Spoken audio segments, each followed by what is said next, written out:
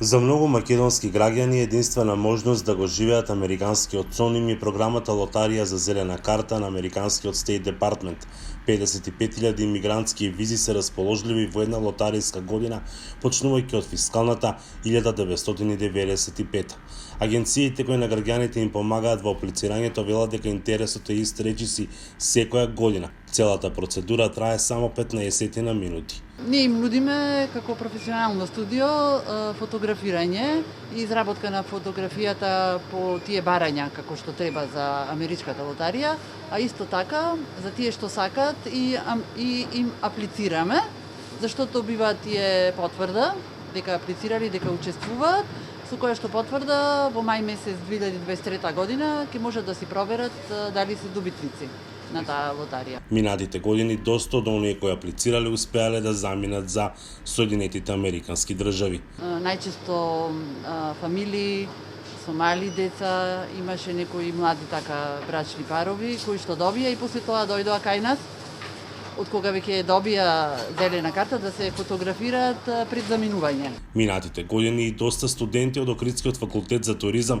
заминаа за САД преку програмата Working and Travel, многу од нив и останале. Многу луѓе што заминаа преку таквите проекти Work and Travel во Америка добија визи за престој за работа на одредено време, но за жал останаа таму како илегалци нелегално, што подоцна доведе до ситуации за неколку депортации од таму, но повеќето се снајдоа и останаа во Америка.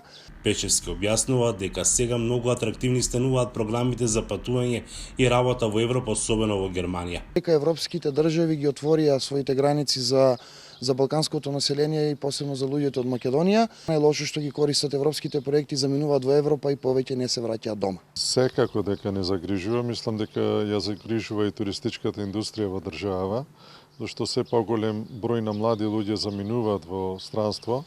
Причините се бројни, за тоа дел придонесе и пандемијата, но имаме и објективни причини, како што е ниската плата што ја издвојуваат нашите угостители, кратката сезона, лошите услови за работа. Инаку од Република Северна Македонија, американската лотарија за 2022 година извлече 293 граѓани. Од регионот најмногу од Албанија 2756. Само лани аплицирале повеќе од 13 милиони лица ширум светот. Досега од земјава на овој начин заминале неколку илјади граѓани.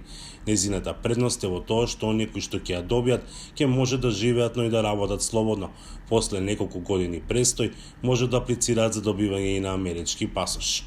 Од Охрид за Гласот на Америка, Мики Трајковски.